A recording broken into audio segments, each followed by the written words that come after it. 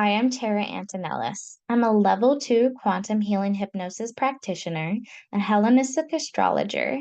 I read tarot and I also do Reiki. This is my podcast. Welcome to Seeking Beyond. Welcome to Seeking Beyond, y'all. I have Katie Norris here, and I can't wait for you to meet her. Go ahead and introduce yourself today, Katie. Hi, I'm Katie Norris. I live in Los Angeles. I'm an actor, singer, songwriter. I work in the entertainment industry, but I have been studying a bunch of stuff on ancient cultures, ancient civilizations, ancient wisdom, and meditation for over 15 years. I just came out with a book on introduction to quantum physics. And that came about because so many people were asking me. I was kind of explaining quantum physics in more like a conversational way. And so enough people suggested, like, why don't you just put it in something that we could just read and when you're not around. So so I did. So that's my book that I just came out with. And I still lead meditations and I teach kids meditation. And have been focusing a lot on ancient symbolism and how it corresponds with the spiritual body and sort of the messages that the ancients have left us into today. And it's a slightly different interpretation, I think, than some people come to. But I think it works compatibility.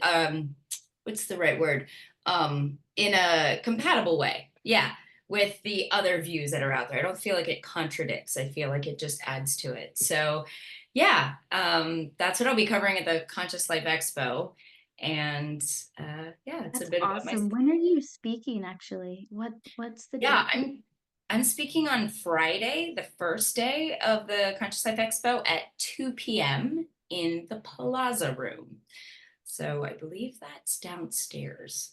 That's so exciting. That's great. Yeah, Awesome. I really like before when I would go to the Conscious Life Expo, I was, would explore everywhere. I would go many times and I love that expo. I don't know if you've ever been. I love it.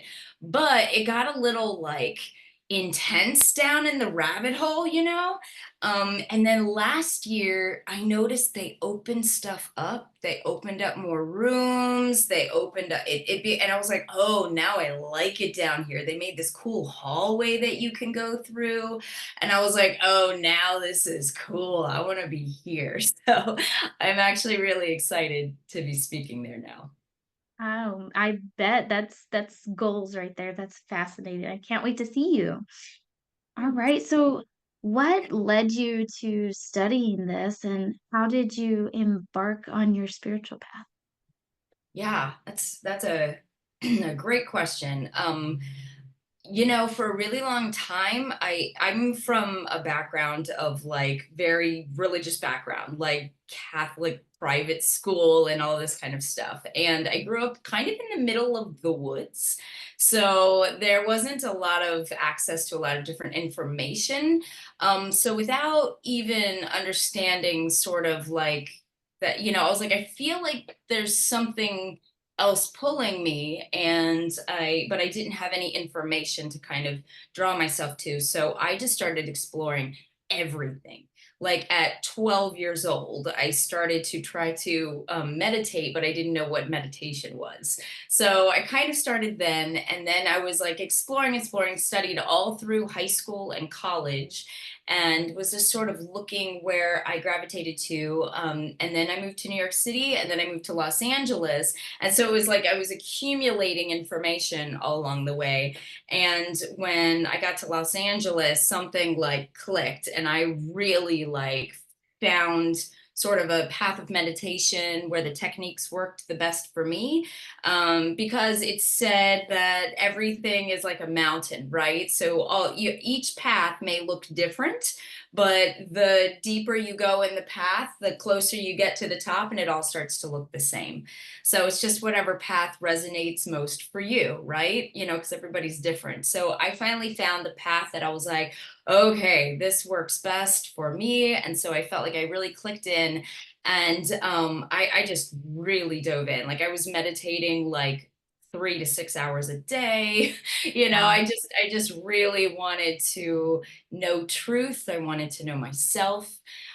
So I just really dove in, and then I always had like a scholastic bent as well. Like I was always into studying and self-study. So I was really exploring things that interested me on a very deep level, like ancient Egypt and anything around ancient Egypt time, and just anything about ancient India as well.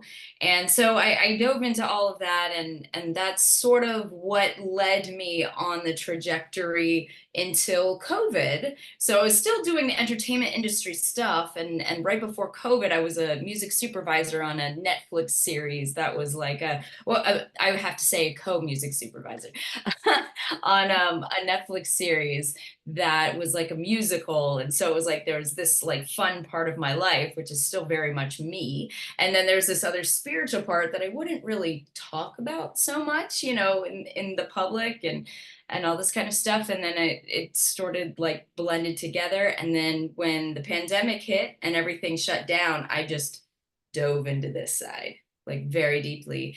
And then that's when I was able to like start traveling to Egypt and all these other things. That's when I feel like Matias De Stefano is like another path up the same mountain, right? It's like a different language than this other language at that time when he was talking about all this stuff. And I was really resonating with that. And it sort of unlocked even more aspects of myself that felt very pertinent to putting all the pieces together. So all of that accumulated together sort of led me here.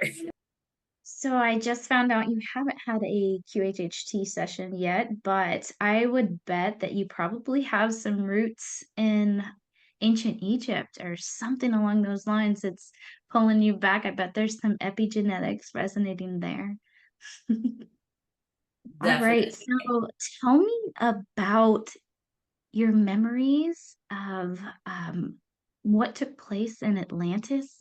I know that there's something going on there. What is this? What are these memories of Atlantis?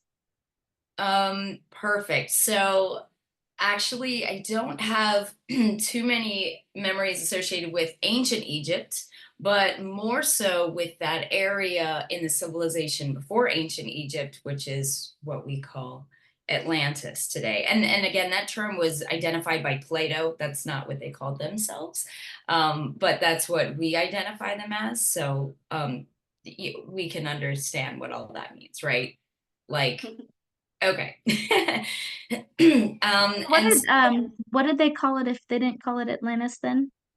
well, that area was the land of Kemet, but it was, or Kem, but Atlantis also was not one place or one island. It was a civilization, and it covered different areas of the world. And just like you have different civilizations that um, like I have another friend who has deep memories of Atlantis, but his area that he remembers of Atlantis is more jungly, more trees, in like a different area. But it's definitely still like Atlantean technology, and so just like yeah, it's interesting how all the pieces kind of fit together. I don't have memories of that. I have memories in what is now ancient Egypt. So, and it's interesting what you said about not having a QHHT session, because there was two instances where Sarah Breastman Cosme was doing a live QHHT session with someone, and it was a workshop where people in the room could ask questions. And I had some memories awaken from Atlantis, and so I wrote down on the paper my questions involving that. And so it was somebody under hypnosis that answered questions about mine, and they were just affirming it. And I asked this question twice on two different occasions, and it was the same answer. So that also felt very cool. And so now I'll tell you what they were. So the first time I went to Egypt, the second the plane landed, it was like, oh, like I just felt this sort of release of something that I didn't know I was holding on to. And everything just felt very natural and comfortable, even though the energy there now is extremely different. There was something that was so connecting about that land. So there was this like a sort of instant calming effect. And then when I would get by the pyramids, it was just like, like this, I love these stones, I love these stones. And it's emotions that unlock our memories, right? And we want to be careful too, not to mix imagination with emotion. So even if you're getting an emotion about something, it's always nice to like double check. Like, is this really something? So I'm kind of skeptical, even of myself. I like to really dive deep into something before I'm confident enough to say it, with confirming it. Right. So anyway, I hope this isn't a long-winded way of answering your No, question. continue. I'm enjoying it. Um, but I had an experience. I was walking by myself out of the second pyramid just on visiting. We had been doing a lot of deep meditations and a lot of activations on the pyramids and eating like pure vegetarian food, like no alcohol, no, like there was nothing else added into this experience. I was exercising and everything like that. So I felt like I was in a really balanced state. And I was coming out of the second pyramid, and there was a it used to be like a temple in front of the second pyramid, and I was walking through the temple, and I was like going down the causeway, which goes down like towards the Sphinx. And as I was going through like the threshold of it, all of a sudden I was on the causeway, and I saw like an Egyptian man who was going to his camel, and he stepped off the causeway, what we call the causeway. It's this like big slab because the water used to come up there. And but it's desert, you're not thinking of that. And he steps off the causeway, and my first thing was, it just came out of my mouth. I was like, oh my God, wait, can you swim? And I was like, wait, what? Why would I ask that? That's so Hmm. weird, And I was like, man, and when I asked myself, why would I ask that? I opened my eyes, and everywhere I saw aquatic plants. And I was like, what? Why am I seeing aquatic plants? And then all of a sudden I felt this like ship kind of coming in, like off in the distance. And I was just like, whoa, what? Why am I seeing? And then I felt this longing in my heart of like anticipation, like this was like an uncle or a father figure or something like that, like coming back. And I was eager to hear these stories, or something. And also, like, did they come back? Like there was some aspect of that sort of anticipation. It was like a real emotion. And I was like, well, why am I feeling that? And then I looked down, and I was wearing different clothes. And I was like, whoa, like this started to like get a little freaky, because now it's like myself, and I realized I was like 14 years old, and I was, like wearing different clothes, and all of this. And it felt literally like a timeline had like smashed on top of itself. Like I was in, um, it felt like I was in, yeah, living two timelines at the same time. And it was like so much actually that I was like almost afraid that I was in that moment, because it was so intense. I was almost afraid I was going to be sucked into this other timeline. So I had to go down to the stone and was like, I am Katie Norris. I am here and now. I am Katie, just to like Wow. really anchor the energy to bring myself back. So that was sort of the first experience of that I did. In all of my meditations, I never sought out a past life recognition. And this one was just sort of like exploded. And then from that, so many things around it exploded. And as we would go up the Nile through the initiatic path of the temples, it was like more and more things were completely unlocked. And I was like, the first time was so intense, like broke me down to nothing, like absolutely nothing. Like, whoa, where am I? It was a lot. So Um, as you're mentioning the initiatic path, Will you explain a little bit about that? How you were touring with Matias De Stefano, and what your experience was around that whole journey? Yeah, he would lead specific initiatic paths through the Nile, and I never went on the one where it was like an individual, just come and do the initiatic path. I always felt drawn to go when it was a planetary task, and then we would do the initiatic path as part of the planetary task. Because when you change yourself, you're affecting what it is you're trying to change as well. So so I just feel like that's a little bit of a delineation, but we still did the initiatic path. So that was incredible. We would start at the Tree of Life, which is like the base, and then each temple along the Nile is built the ancient Egyptian, Greece, sort of combination of architecture that's there now. Those are actually built on the foundation of the temples that were there before in Atlantean times.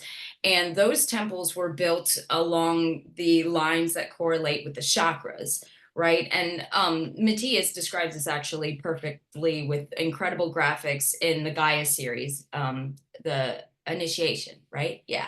Yes. So he explains it really well, but it goes with the chakras in the body, and then as you go through, you're also going into the energy of that chakra. So you're dealing with the energy of that chakra. And each chakra, of course, has not only a front and a back to it, it's polarized, but it also has a feminine and a masculine aspect.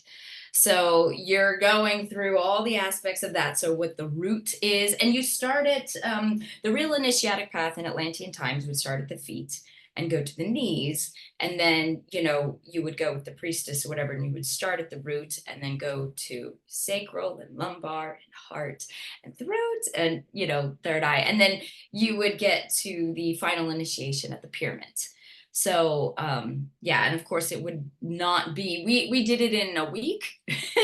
And in Atlantean times, during the mystery schools initiatic path, you would start at like 7 years old, and it would take years to go through each one. So yeah. So I'm privy to astrology having its own anatomy of the body and how it affects it. What is, tell me more about your studies on the anatomy of the spiritual body. Absolutely. So that goes into more ancient Indian sort of explanations of ancient wisdom, and they would talk a lot about reincarnation and all of that, but their main focus was on the spiritual body, and you have the causal, which is like the thought body, then you have the astral, which is a little more dense, and that's sort of your light body, and then there's astral worlds, astral dimensions, all of this kind of aspect, what we might consider as our higher power or our higher self. And then you have the physical body. And a big misconception actually is that the spirit is in the body. And the reality is the spirit extends way outside the body, right? So, the spirit is sort of carrying our body. We are a spirit having a human experience. We're not a human with a spirit inside. We're not a human with a soul.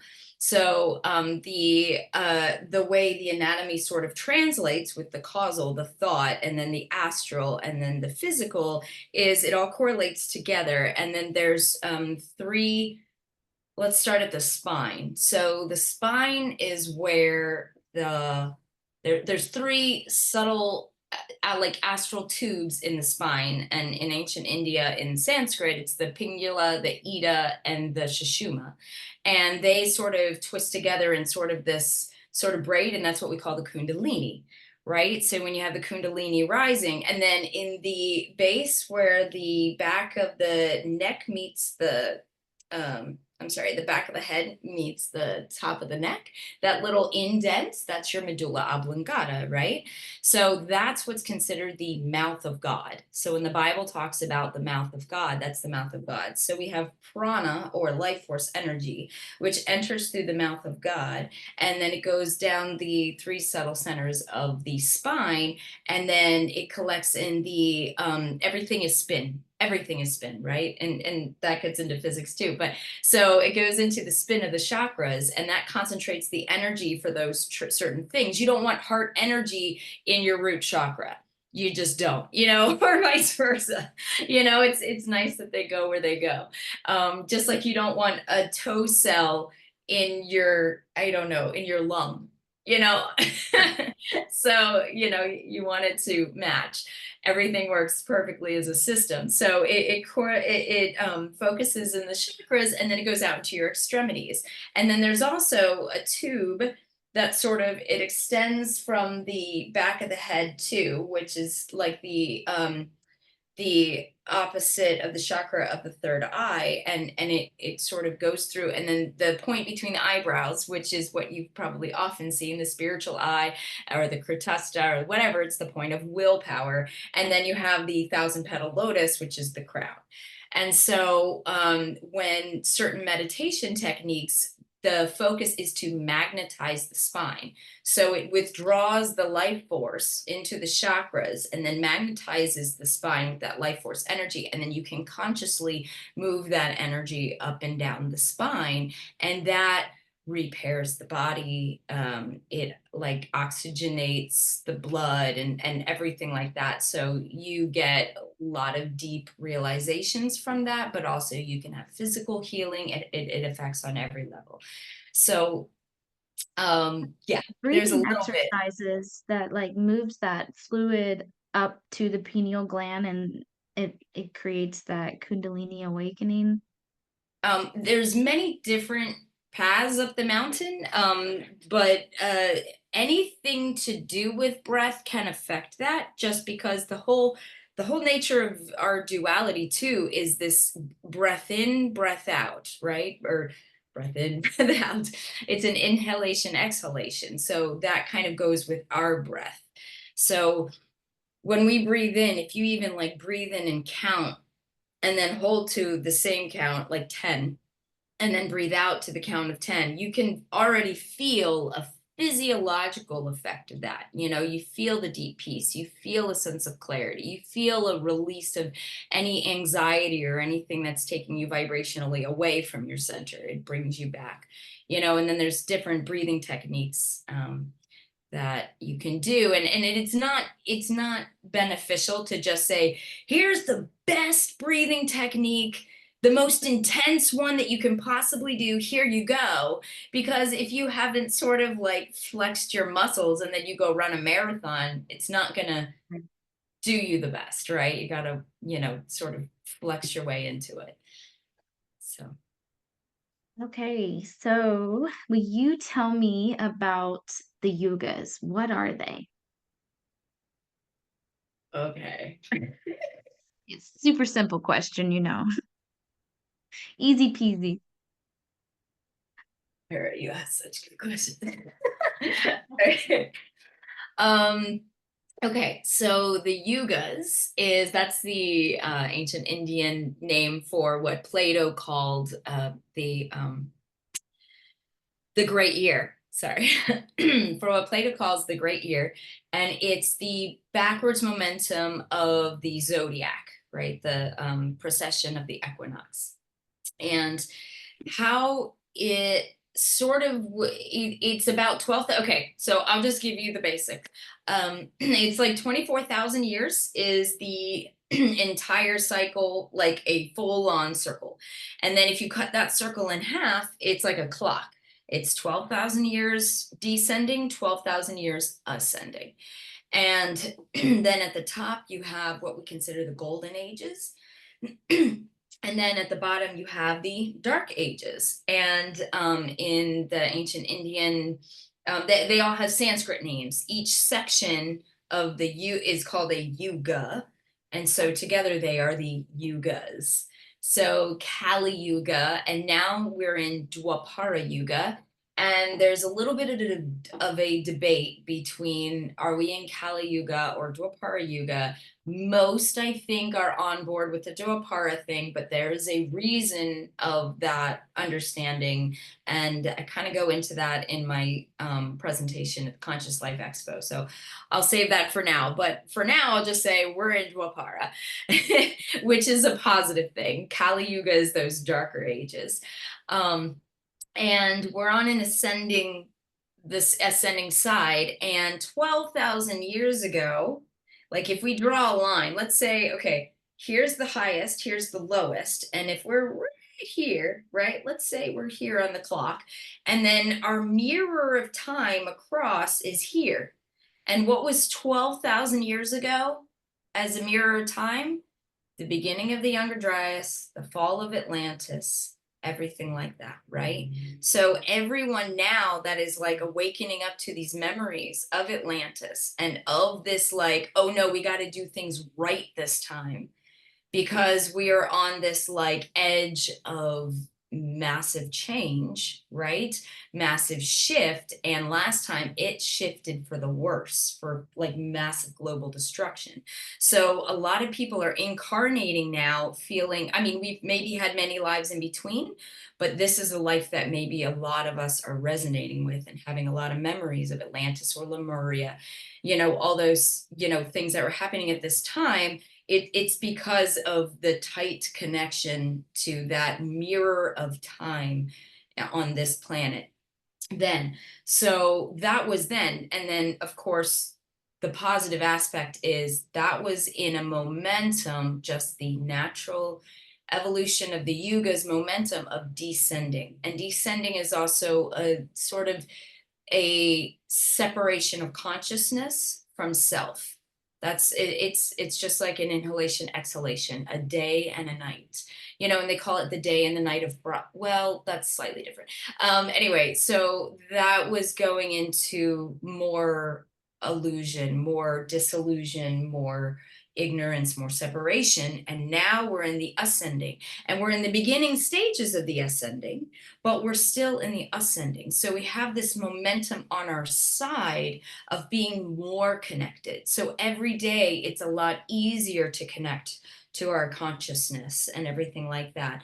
And if we're feeling, wait, this is the worst it's ever been, you know, that this is, no, all this stuff is so bad, there's this happening on this side of the world and this happening on this, the fact that we think that that's bad is a good thing, because 1,000 years ago that was just normal. You know, you sell your daughter in exchange for land, Spanish Inquisition, burning witches, you know, like, let's, you know, do mass murders of Christians or whatever you want to pick, you know. And so the fact that, and that was just kind of what was happening. And so the fact that now that's like, oh, that was ridiculous. And I also don't like this bit of disharmony. You know, the fact that we're even noticing that is a sign that the collective consciousness is moving up. So, and we also have the internet now. So information is instant. You don't wait for a newspaper, and, you know, you have individuals with cell phones. So you're getting real life momentum of things. So we're just seeing more of what's happening, every more access to information. So these are actually all positive signs of moving forward as a collective. So that's what I would say is the yugas, and the purpose for even knowing them is to really know where we are in our calendar of evolution as a planet and as a civilization. Mic drop.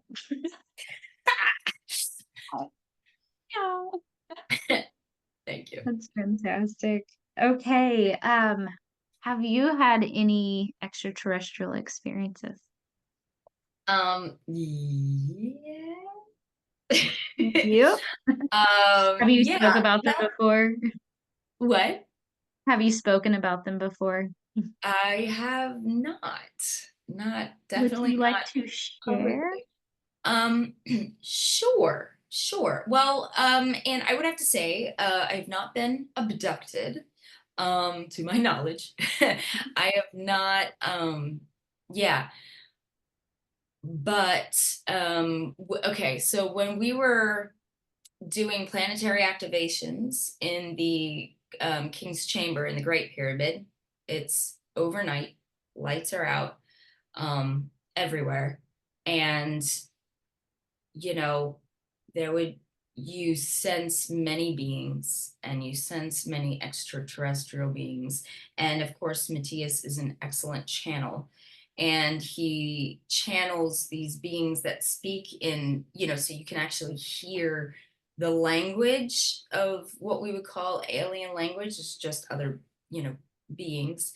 And it is just so, I have to commend him because it's such a service to the planet to hear it in a way that you can feel comfortable, right? Because you still feel like you're all humans together. So it didn't jar the senses so much that it just felt like a coming home instead of a fear-based situation. So that was sort of my first introduction to having experienced the sensation of an extraterrestrial being. And then when we were outside of the Saqqara pyramid, Matthias was doing a channeling of aliens and stuff like that, and he was talking, and then he was doing something to the air, and then we see out of nowhere, it's nothing but desert. Nothing but desert. You can see for miles and miles and miles, and there's nothing. And out of nowhere, this light like shoots off, and somebody has video footage as well, and shoots, like this, like it glows as like a thank you kind of thing, and then like disappears, and then you just see like, Matthias still channeling, like give a bow, and there's like 100 of us, and we're like, oh my God, what did we just see? Oh my God, it was amazing, I bet the energy around that was just ecstatic. Could you feel it? Absolutely. Like the only alien experiences that I've had, or extraterrestrial experiences that I've had, have been positive. I've only had positive experience. And I also had sort of there's a lot of telepathy aspects, right, to extraterrestrials, which is why I have a lot of friends in the disclosure movement community. And I love them, and I love that they want the government to reveal stuff, but you can connect, Guys. So yeah, but they're beings that their technology is especially the higher advanced extraterrestrial beings, their technology is not traveling in the speed of light or through the speed of light. It's attuning themselves to become where they want to be, right? And then communicating in the way where our radios are most receptive, because it's a harmonious experience when you have those. So those are sort of my experiences, and then the rest are sort of nothing that I have can create physical proof of, but just my own communications with the sense of the beings there. But that's my experience. You can take that with a grain of salt if you want. Oh, that's awesome. I'm so glad you shared. Thank you for that. All right. So my next question is regarding ETs, and I guess you have some documentation of evidence of ancient technology. So I'm correlating the two with ETs. Okay, you could do that. And who I don't know if this was just humans in our more golden age timeline, where we were more able to have this technology that now seems so impossibly foreign to us that we would assign it to something outside of Earth that must have dropped it down, or if we were just more aligned with it, or if us and the extraterrestrial beings were working in harmony on this. So not entirely sure of the full evidence behind that, but I No, don't.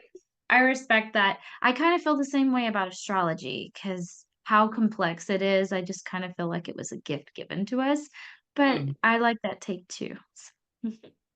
Yeah, I feel like yeah, sometimes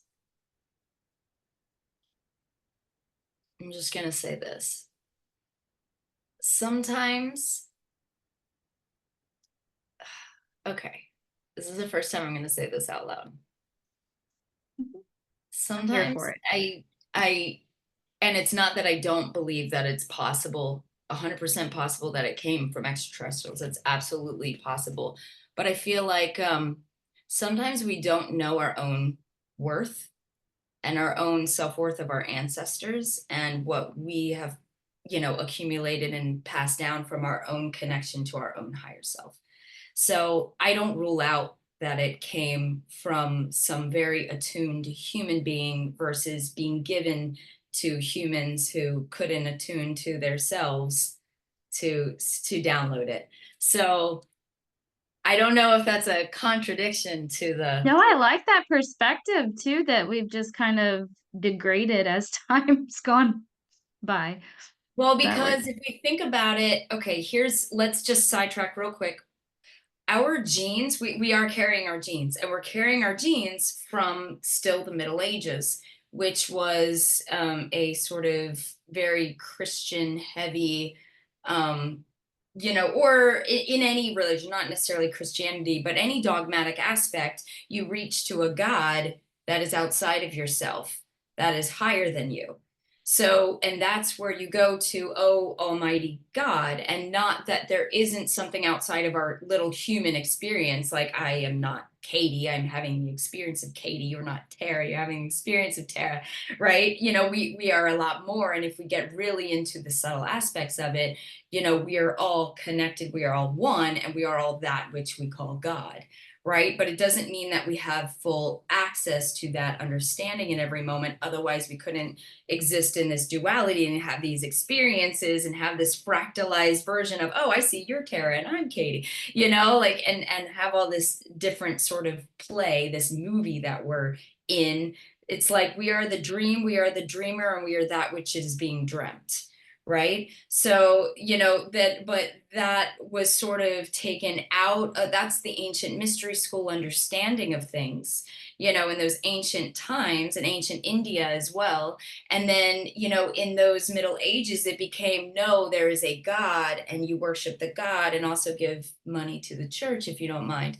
And, and then so it's sort of like they did that because that was how they were able to sort of keep society moving. There's not even a blame for that because that worked with what yuga we were in at the time. That was the best technology they could utilize for the yuga at the time.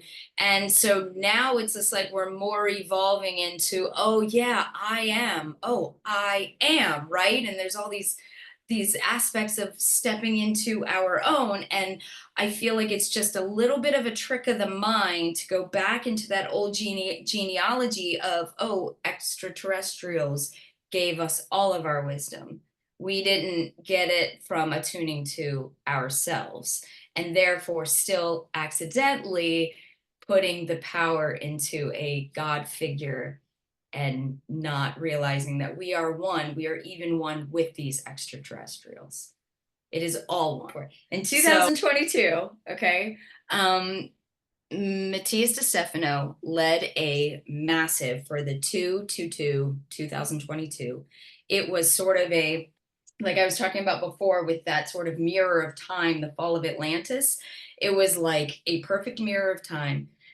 So we went according to the elements, which, by the way, the elements played a very big part in Atlantean ancient technology, and there were slightly different associations of the geometric structures that we have as platonic solids. They were a little bit different in association with elements, and that's just because that energy at that time utilized them in a different way. So it's not that Plato was wrong, but that's not the only way they're interpreted. So anyway, so we were doing things in the form of elements as well. So I was in the water group. So we went through the Nile first and we sort of collected information. Then we met up with the fire group, and then the air group joined, and the earth group joined, and then ether was everyone at home tuning in online. So and we represented different nodes of the planet. It was incredible. It was massive. We all came together. It was like thousands of us. It was ridiculous.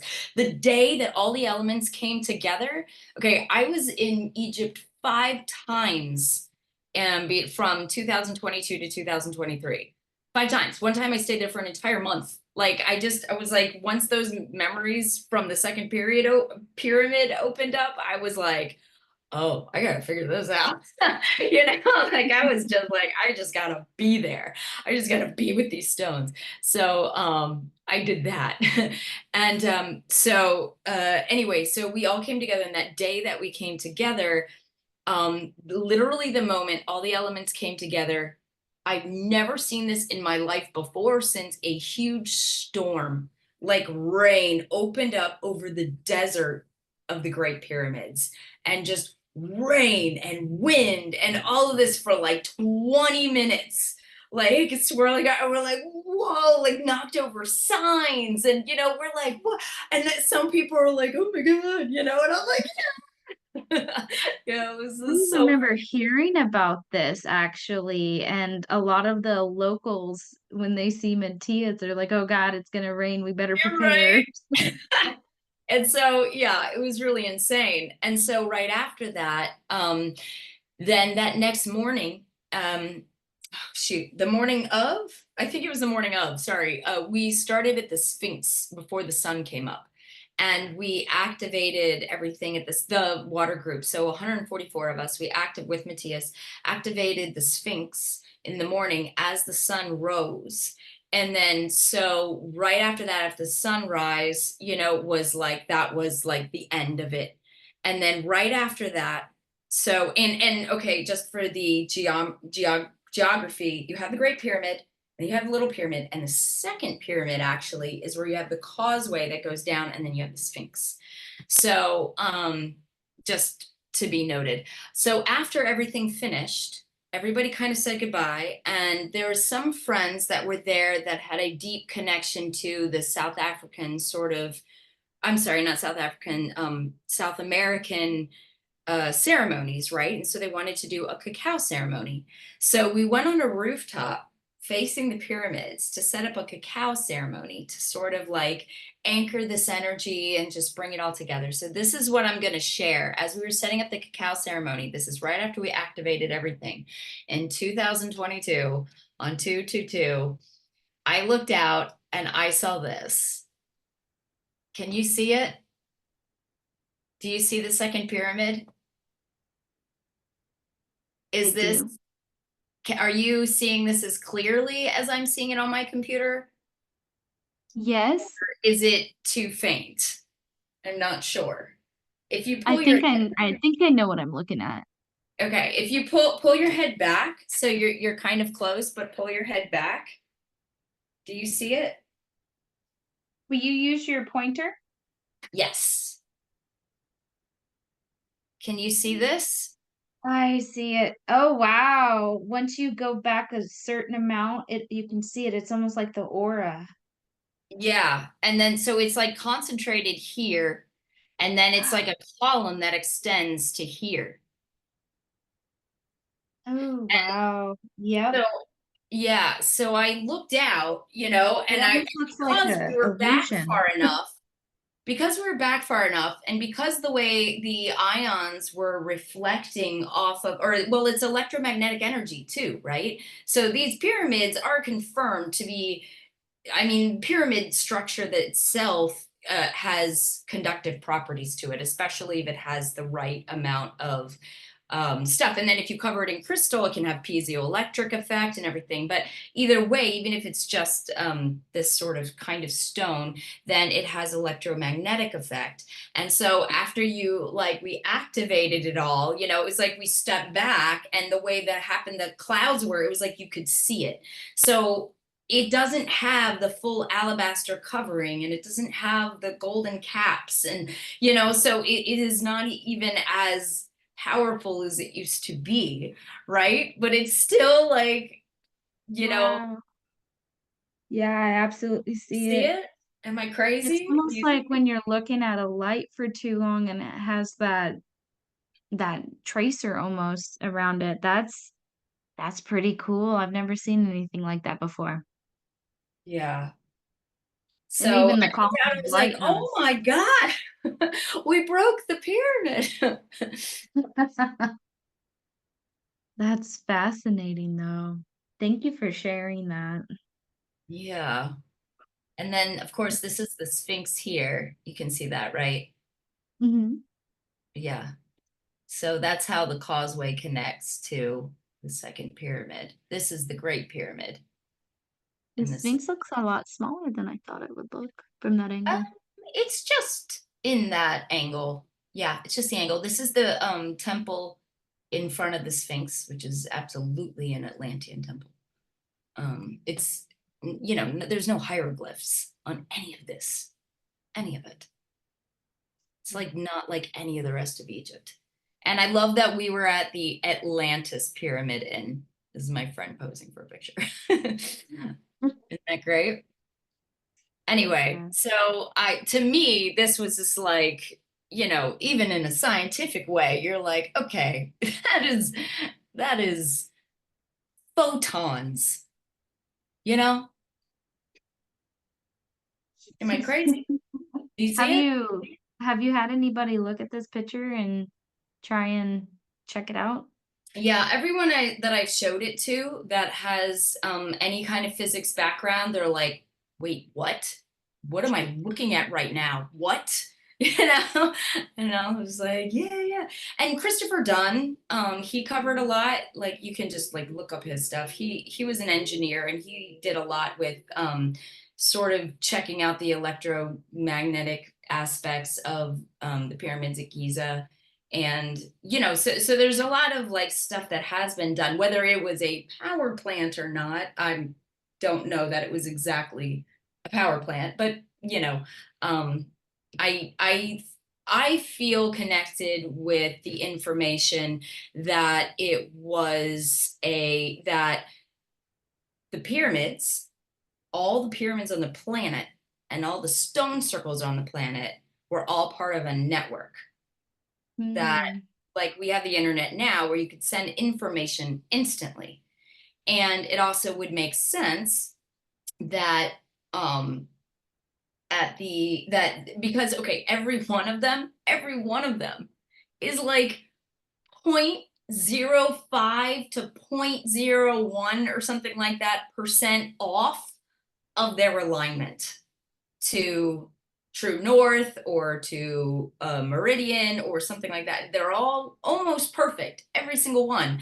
And so, if you watch some of those mainstream stuff that feel like they have to stick to an old script, they'll say, oh, the ancients got it almost perfect. And it was just like, okay. Like, have you been there? Like everything is so constructed so divinely with these incredible mathematics and like and you think that and so what I resonate with the information that when the it was like a massive war, right, that you've heard before probably, at the end of Atlantis, and when that happened, it was a weapon was used that was so dramatic in its effect that it literally shifted the Earth's crust. And so everything was knocked just off an alignment. So it was like an internet that's just been sort of unplugged. So what I like in the pyramids too is it's something that you could probably hotwire for some, like, some sort of SOS Circuit connection. You breakers. could maybe get like a binary code, Morse code kind of thing, but you couldn't just like use it to Google something like we could in this sort of way. So that's the information that I resonate with the pyramids and stone circles. Do you think they use it for manifestation? Um, yeah, I mean, I think manifestation of what? Do you mean like bringing Like um for energy to power things? And I get that it's more of a telepathic thing, but do you think they use it in like a physical form as well to like create electricity and Yeah, I think it was used for electricity, and I also think not just telepathic, but also vibrationally, like with sound, and also like whoa, whoa, whoa, like these different kinds of vibrations that Yeah. like what am I what's that?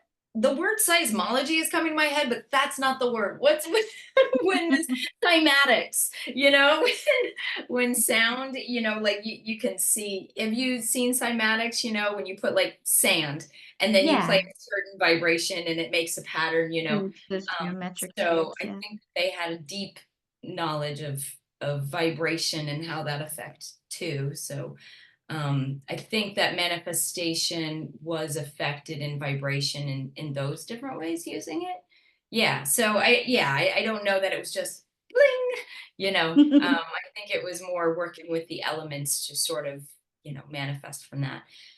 Um, but I've heard some other people, well, it doesn't matter what other people think. That's what yeah. Speaking of manifestation, what is your take on it, and how it is correlated with consciousness? um,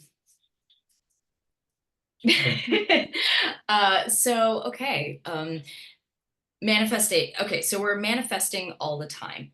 We're either doing it consciously or unconsciously, right? But either way, creation is always happening. Things are always expanding. We're always going to be expanding. That's just the nature of being in this life. So that expansion is inevitable.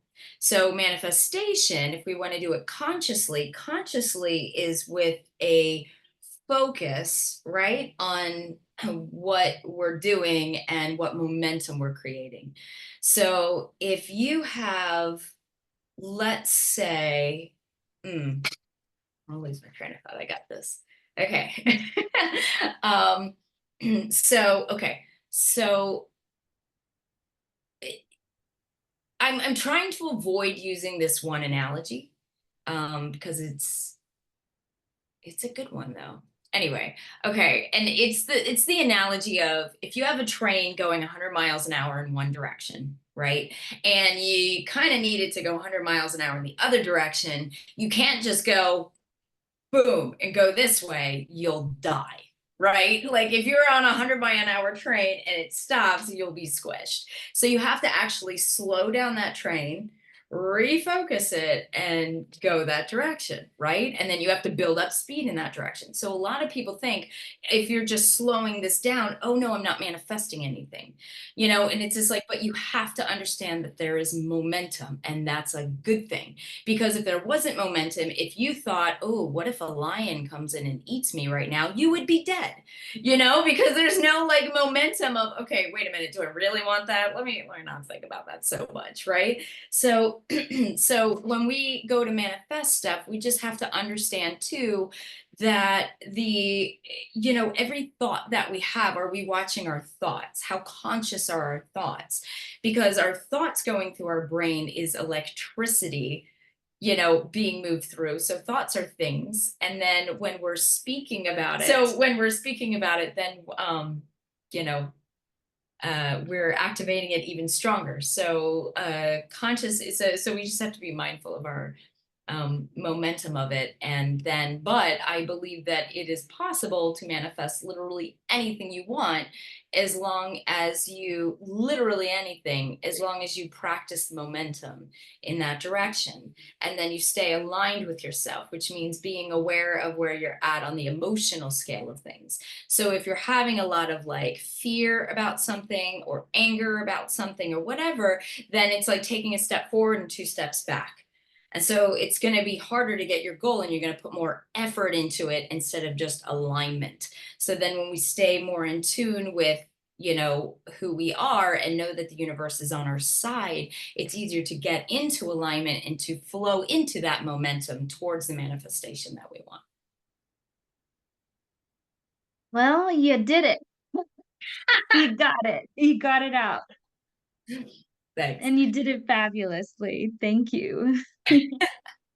Okay, I got one more question for you. What is your definition of God? Oh, My definition of God. Well, I I feel God is God is it's everything, but it's also the void, right? So it's it's it's the divine mother of creation and everything and every planet in it and every minute quantum, subatomic particle within it and the energy underneath it and the fabric of space-time and all of our thoughts. It is the dream that we are experiencing of this duality. It is the dreamer that is dreaming it, which is, us. It is the consciousness, the divine intelligence that underlines us, but greater than the divine intelligence. It's the it's more than soul. It's, gosh, more than, I mean, can you imagine infinity, right? Like, how do you measure infinity? So in our space-time reality, to describe God can only, I think, be best done by describing how we feel about God and how we are sensing God in the perceptions that we have available to us. So, but God is love, right? I guess that's the simplest to Bottom put line. it. Yeah. Okay, Katie, if you could leave a message with the collective, what would you like that to be? This came to me this morning, actually, as I was getting ready, and I was like, man, that's an odd memory to pop into my head. But now that you asked me that question, I realize it's the perfect thing to share. So, a few years ago, I was at this event it was an industry event. It was with like Lincoln Park, and it was this like, red carpet, some VIP something, And the odd thing was I had done like a 4-hour meditation and then went to this thing. So it was like this weird thing of like, am I spiritual or am I material? Am I spiritual or am I material? Right. And it was like trying to get this balance of like, what is this? And, you know, I think I was confused in the moment of how to be in the world and stepping back from it at the same time.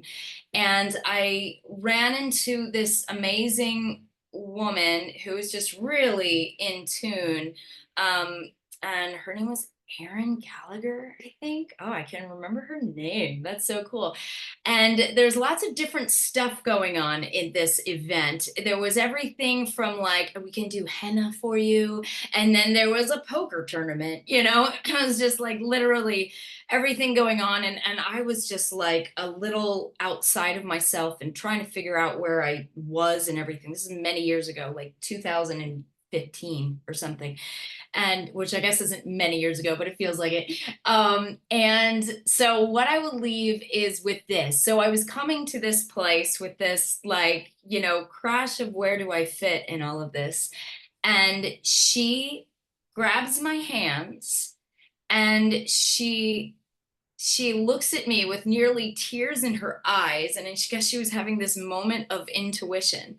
She looks with me with almost tears in her eyes, and she goes, "The universe wants you to know that when you make your dreams come true, you uplift the vibration of the planet." And I was like, whoa, like it was just like a shock, And I was like, thank you, It's just like, so I think it's like whatever it is that we're wanting to do, it's just like do what you want to do, what you love to do, and know that that is part of uplifting the vibration of the planet. We don't have to push against something unless we feel really, really drawn to be there. But if we're like, okay, I want to do something, but I don't know what is it you do want to do? Right. And so that's part of manifestation. That's part of connecting with ourself. That's part of uplifting the planet. So, it's make your dreams come true and know that you're part of the the Gaia evolution as she Oh, that's wakes up. beautiful. I'm gonna take that straight to me too. Absolutely. Very beautiful. Thank you so much for being here and sharing your knowledge. And if people would like to follow you and see the work that you're doing, where can they find you? Thank you so much, Tara. It's katienorris.org is my site where I have my schedule right now for my speaking engagements, and my book is Quantum Design, and the subtitle is A Beginner's Guide to the Fascinating World of Quantum Physics. So if you're already a PhD, this may just be a fun, hilarious read for you because I do some accents with the scientists and stuff like that just to make it fun. And, I mentioned a lot of new stuff, and I also present the theories that are still in debate right now. I feel like a lot of books present them with their opinion attached.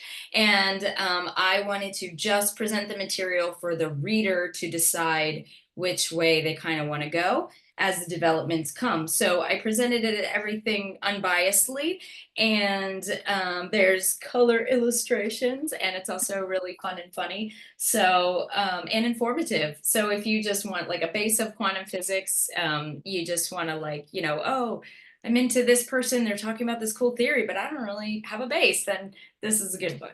So I'm pretty proud of it. It just came out in July, so I'm proud of Good that. read. And you Beautiful. can get that, yeah, at katienorris.org, Amazon, anything like that. So there you I will go. be ordering one because I would like that in my repertoire. Thank you so much, Katie. Thank you so much. This has been awesome. You're amazing, and you asked such good questions. This has been great.